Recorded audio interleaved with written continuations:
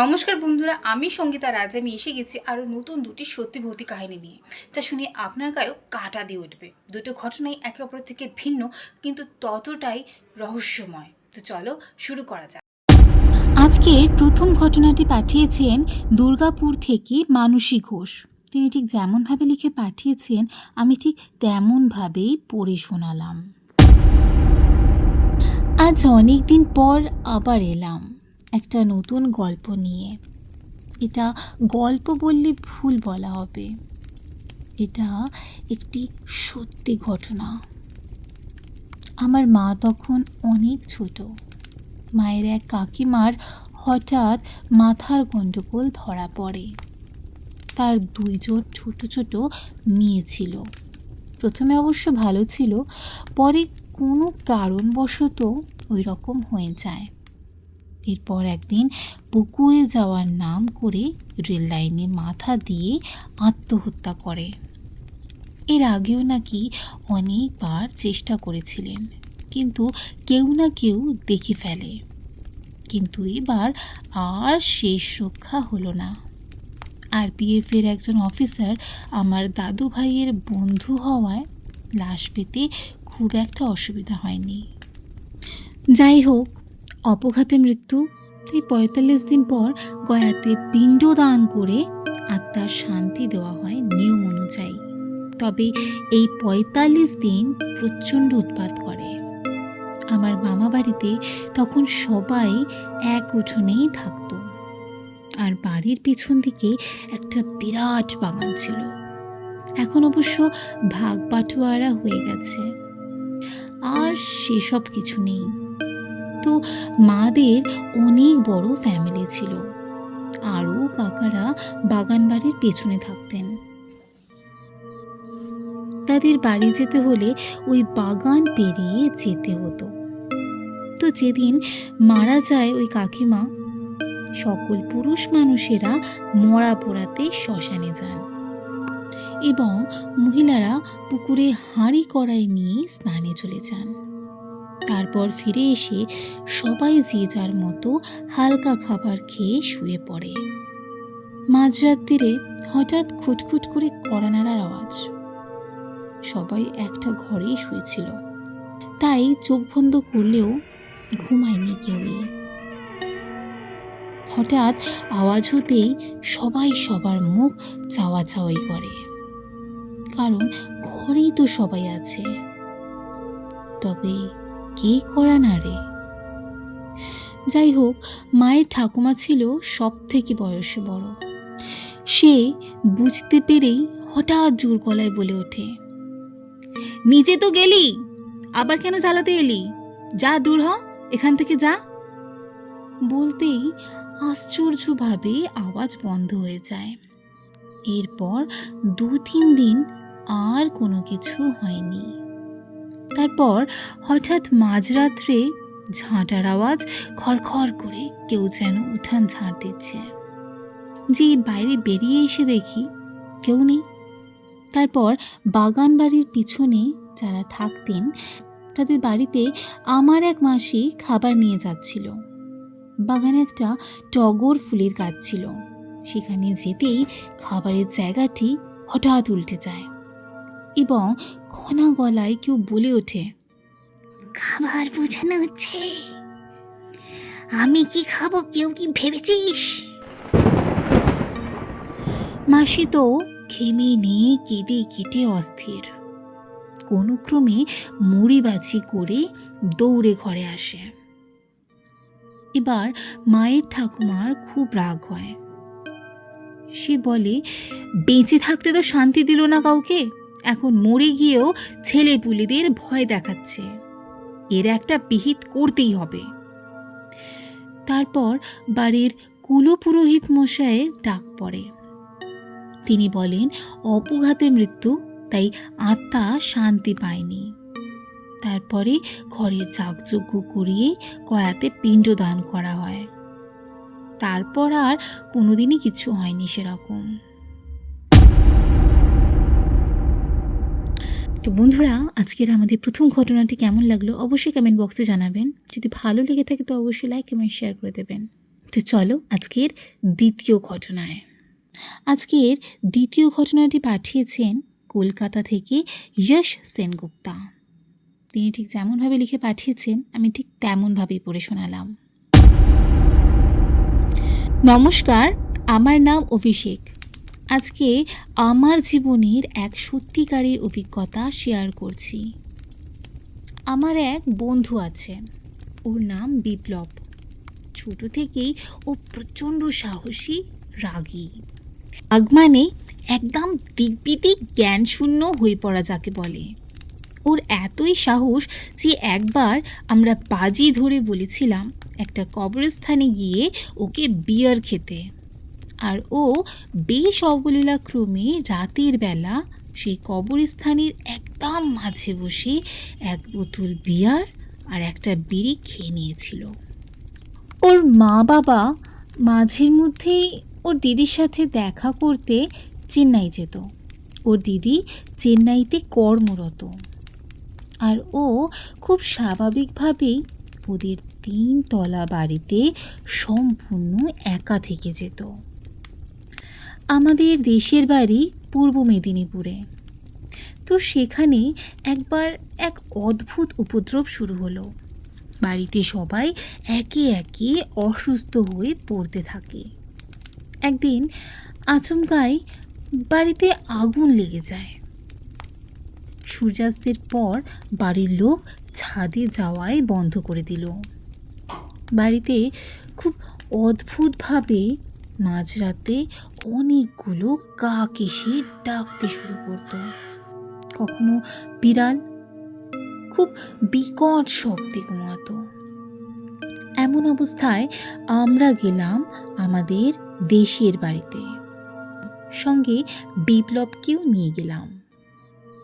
বাড়িতে ঢুকতেই মনে হলো বাড়িটা আর আগের মতন প্রাণবন্ত নেই। এবার আমাদের উপর শুরু হলো অত্যাচার। ওই বাড়িতে থাকতে আমার মা বাবা এবং সবাইরই মনে হতো আমাদেরকে কেউ যেন সারাক্ষণ নজরে রাখছে। কেউ একটা যেন চাইছে না যাতে আমরা এখানে থাকি। সাথে ভয়ঙ্কর স্বপ্ন দেখা, বাথরুমের আলো বন্ধ করে বাইরে থেকে লক করে দেওয়া ইত্যাদি। বিপ্লবকে বললেই ও বলতো, ধুর, আমার সাথে এমন কিচ্ছুই হয় না, আমার তো বেশ ভালোই লাগছে। কই, আমার তো রাতে ঘুম আসছিল না। আমি তো কালকে রাতে ছাদে গিয়ে অনেকক্ষণ বসেছিলাম, একটু বিড়িও খেলাম। কই, কিছু তো দেখতে পেলাম না। তো এবার বাড়ির সবাই সলা পরামর্শ করে বাড়িতে এক তান্ত্রিককে ডাকা হলো। তিনি এসে বললেন এই বাড়িতে ভয়ানক তন্ত্রক্রিয়া করা হয়েছে, আর যে করেছে সে একেবারে এই বিদ্যায় সিদ্ধহস্ত এবং ভয়ঙ্কর শক্তিশালী। উনি আমাদের বেশ কিছু জায়গা খুঁজতে বললেন এবং আমরা সেখান থেকে বিভিন্ন প্রাণীর হাড়, রক্ত, পুতুল জাতীয় জিনিস খুঁজে পেলাম। তিনি আমাদের সবাইকে খুব সাবধানে থাকতে বললেন। আমাদের সবাইকে একটা করে তাবিজও দিলেন। এছাড়া এইটাও বললেন আমরা যাতে কোনো বাইরের লোকের দেওয়া কোনো খাবার গ্রহণ না করি। মোটামুটি বেশ কয়েকদিন ঠিকই চলছিল। এবার ঘটনাটা ঘটল বিপ্লবের সাথে। একদিন ও স্নান সেরে এসে দেখল ওর টেবিলে একটা সাদা সন্দেশ আর 1 গ্লাস জল রাখা। ও ভাবল বাড়ির লোকই নিশ্চয়ই ওর জন্য রেখে গেছে, তাই ও কিছু মনে না করেই খেয়ে নিল। এই বিষয় ও কিন্তু আমাদেরকে কিছুই বলেনি। এর পরের দিন রাতে বিপ্লব খেয়ে দিয়ে একটা সিগারেট খাবে বলে ছাদে উঠল এবং কিছুক্ষণ পরেই ও দেখল আমাদের বাড়ির পেছনের বাগানটায় কেউ একটা ঢুকলো এবং আগুন জ্বালালো।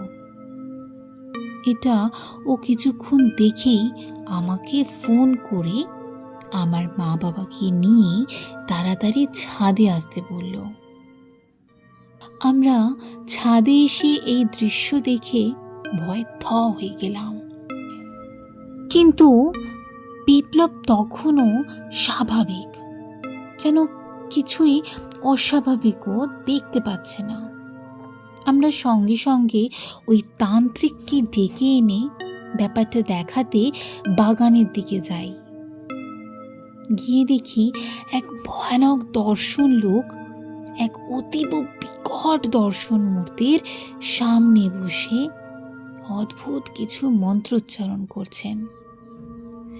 এতক্ষণ সবাই কিন্তু ভয়ে চুপচাপ ছিল, কিন্তু হঠাৎ বিপ্লব এসে বেশ জোরে চিল্লিয়ে ওর সাধনা স্থলে যায় আর কোনো কথা না শুনেই ওর সমস্ত উপাচার লাথি মেরে মেরে ভাঙতে শুরু করে। তখন সেই ব্যক্তি ওকে এক প্রকার ধমক দিয়েই বলে, তুই জানিস না কি করছিস? তোর বংশ নির্বংশ হবে। এটা শুনে যেন বিপ্লবের রাগ দ্বিগুণ হয়ে গেল। রাগের বশে ও সেই অতীব বিকট দর্শন মূর্তিটার উপর প্রস্রাব করে দেয় আর ওটাকে আঁচড়াতে আঁচড়াতে ভেঙে টুকরো টুকরো করে দেয় এবং একটা পড়ে থাকা বাঁশ দিয়ে ওই ব্যক্তিকে মেরে প্রায় আধমরা করে ফেলে।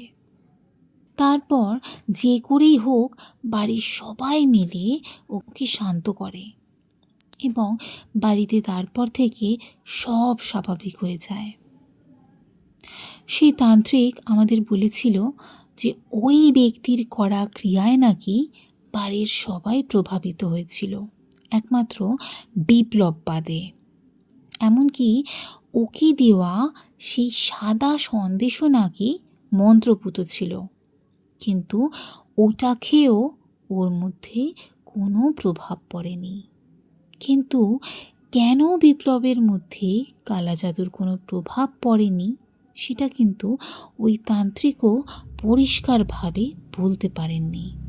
আর যে মূর্তি দেখে একজন সাধারণ মানুষ ভয়ে জল হয়ে যাবে, সেই মূর্তিও কিভাবে অপদস্থ করে ভাঙল সে উত্তরও কারোর কাছে নেই। সমাপ্ত। সাংঘাতিক দুটো গল্পই আজকে দারুণ ছিল।